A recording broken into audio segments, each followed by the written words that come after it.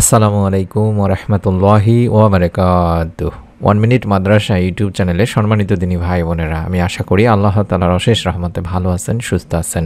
আলহামদুলিল্লাহ। আজ অত্যন্ত গুরুত্বপূর্ণ একটি ভিডিও নিয়ে হাজির হয়েছি।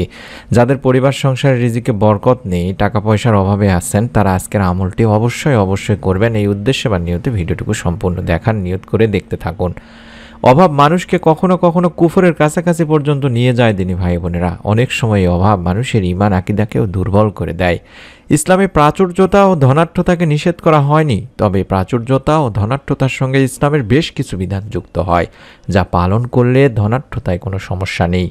প্রিয় নবী সাল্লাল্লাহু আলাইহি ওয়াসাল্লামের অনেক সাহাবী ধনী ছিলেন। সবাই চায় তার জীবন কল্যাণময় হোক, রিজিক বেড়ে যাক, সহজে ধনী হয়ে যাক, জীবনে প্রাচুর্য আসুক। কিন্তু প্রকৃত কল্যাণময় ও প্রাচুর্যময় জীবন তারাই পায়, মহান রব আল্লাহ তাআলা যাদের তা দান করেন। নিম্নে এমন কিছু আমল আমি তুলে ধরছি যেগুলো মানুষের জীবনকে কল্যাণময় ও প্রাচুর্যময় করে তুলবে ইনশাআল্লাহ। প্রত্যেক দিন আপনারা যতদিন বাঁচবেন ততদিন আমলটি অবশ্যই করতে থাকবেন। আপনার পরিবারে ইনশাআল্লাহ রিজিকে বরকত আসতেই থাকবে। প্রথমে যে আমলটি করতে হবে সেটি হলো বেশি বেশি করে ইস্তেগফার পাঠ করতে হবে। ইস্তেগফার পাঠে বান্দার অভাব মোচন হয়, পাপাচার ক্ষমা করা হয়, সন্তান সন্ততির অভাব যেমন থাকে না, তেমনি রিজিকে আসে পরিপূর্ণ বরকত। অভাব মুক্ত থাকতে পবিত্র কোরআনুল কারিমে তাই বেশি বেশি ইস্তেগফার পাঠের নির্দেশ দেওয়া হয়েছে, যার ফলে মহান আল্লাহ মানুষকে উত্তম রিজিক সহ অসংখ্য নিয়ামতে ধন্য করবেন বলেও জানিয়েছেন। মহান রব আল্লাহ তাআলা বলেন, অতঃপর বলেছি, তোমরা তোমাদের পালনকর্তার কাছে ক্ষমা প্রার্থনা করো, তিনি অত্যন্ত ক্ষমাশীল, তিনি তোমাদের উপর অজস্র বৃষ্টিধারা ছেড়ে দেবেন, তোমাদের ধন সম্পদ ও সন্তান সন্ততি বাড়িয়ে দেবেন, তোমাদের জন্য উদ্যান স্থাপন করবেন এবং তোমাদের জন্য নদী নালা প্রবাহিত করবেন।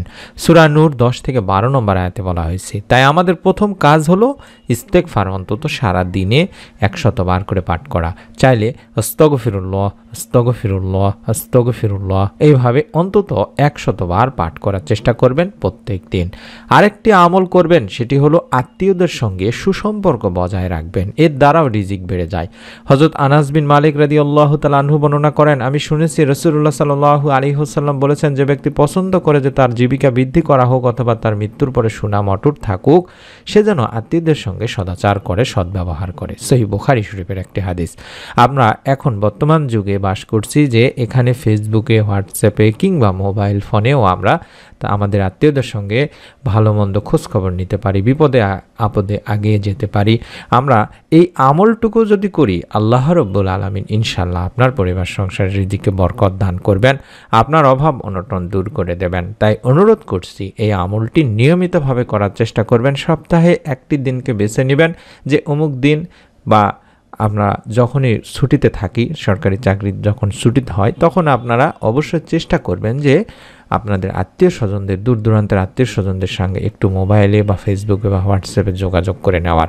আশা করছি মহান রব আল্লাহ তাআলা এতে খুশি হয়ে আপনার পরিবারেও সচ্ছলতা দান করবেন, রিজিকে বরকত দান করবেন।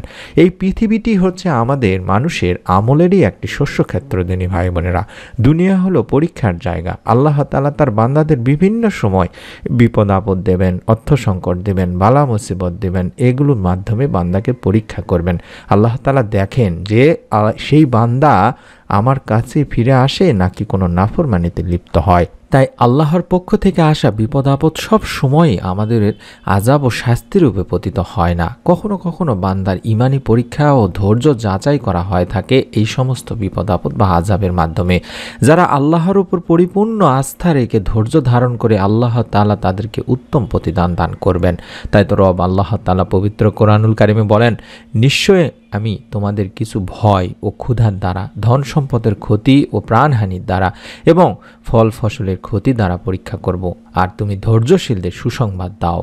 সূরা বাকারাতে আল্লাহ তাআলা নিজেই বলছেন। অর্থাৎ আমরা যখনই কোনো ধরনের বিপদে আপদে পড়ব, বিশেষ করে অর্থাভাবে ভুগব, ঋণের মধ্যে থাকব, ধন সম্পদের অভাবে ভুগব, তখনই বিশেষ করে বেশি বেশি করে ইস্তেগফারের আমল করা শুরু করে দেব, ইবাদত বেশি বেশি নফল ইবাদত করা শুরু করে দেব।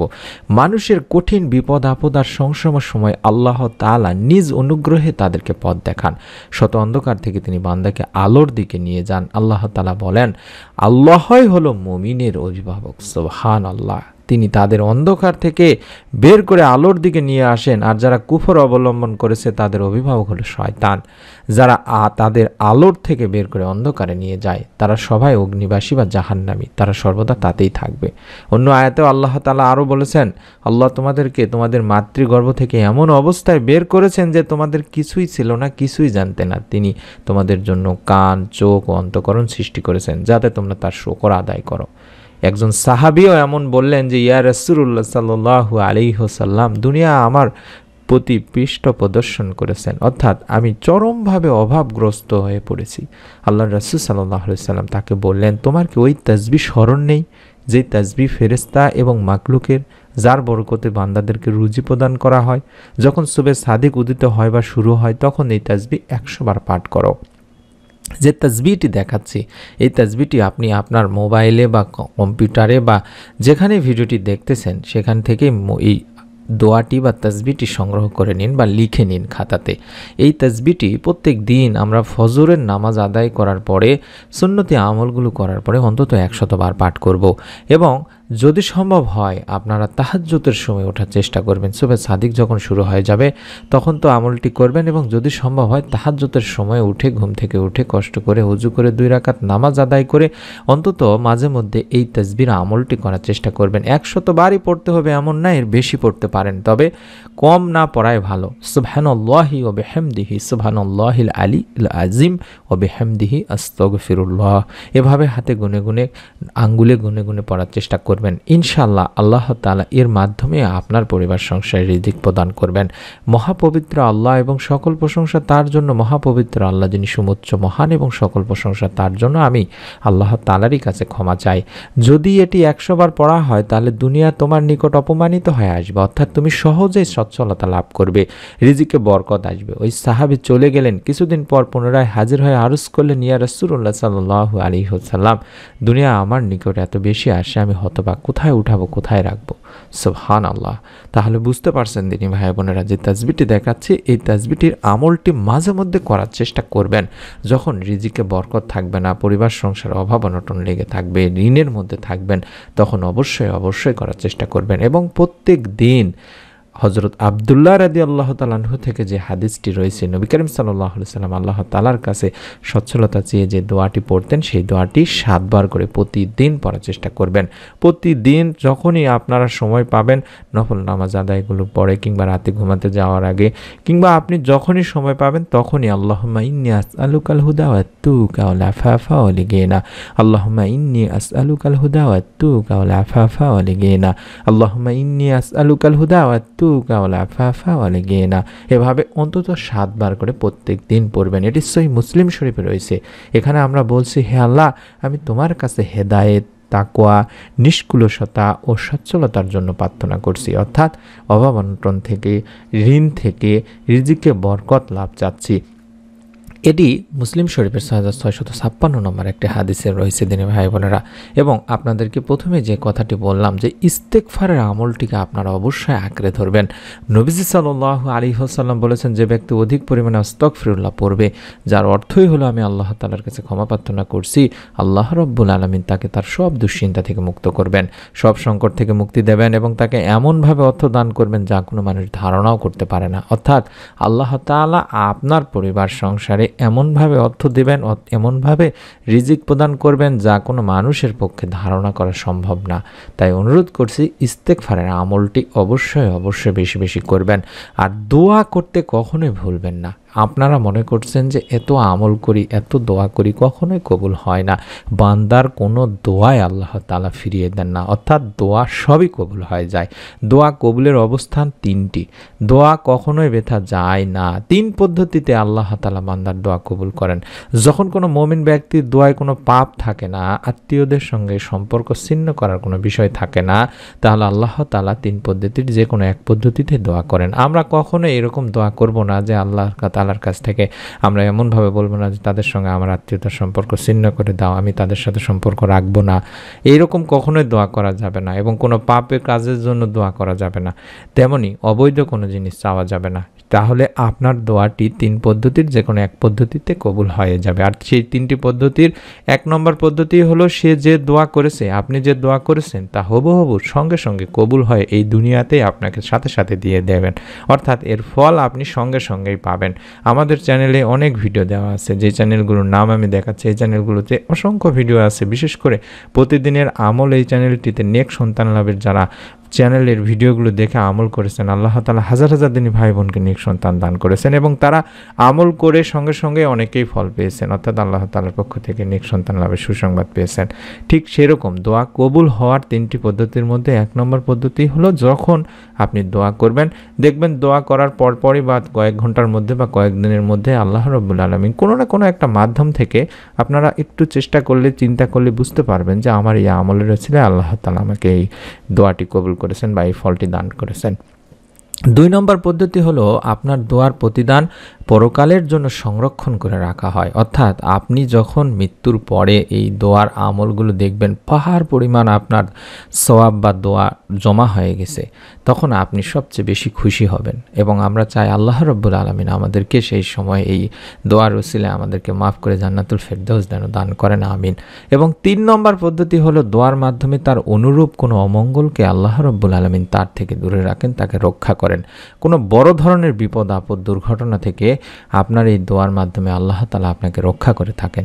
তাই অনুরোধ করছে দিনী ভাই বোনেরা, দোয়া কখনোই বৃথা যায় না, দোয়া করে কেউ কখনোই লস করে না, তাই দোয়া করতে কখনোই ভুলবেন না।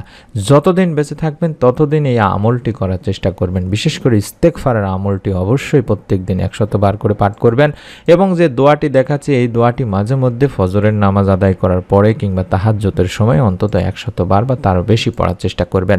আমি বলে দিচ্ছি সুবহানাল্লাহি ওয়া বিহামদিহি সুবহানাল্লাহিল আলিয়্যিল আযীম ওয়া বিহামদিহি আস্তাগফিরুল্লাহ। এইভাবে অন্তত এই তাসবিহটি বা দোয়াটি অন্তত কষ্ট করে হলো 100 বার করে পাঠ করবেন এবং প্রতিদিন যখনই সময় পাবেন তখনই, বিশেষ করে ফজর এবং মাগরিবের নামাজের পরে 7 বার করে পাঠ করবেন আল্লাহুম্মা ইন্নী আসআলুকাল হুদা ওয়া তুকা ওয়াল আফাফা ওয়াল গিনা।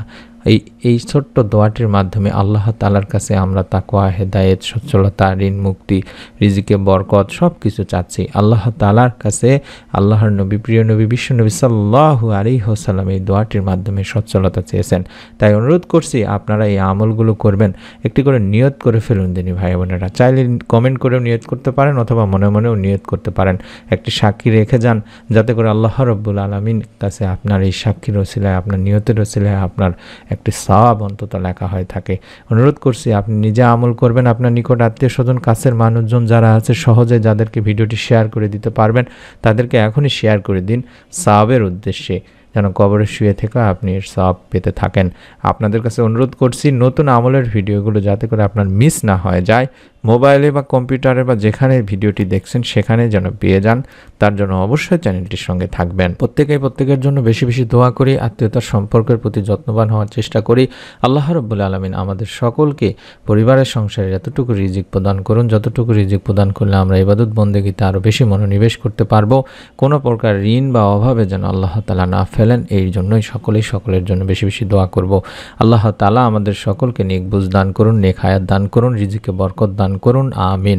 আসসালামু আলাইকুম ওয়া রাহমাতুল্লাহি ওয়া বারাকাতুহু।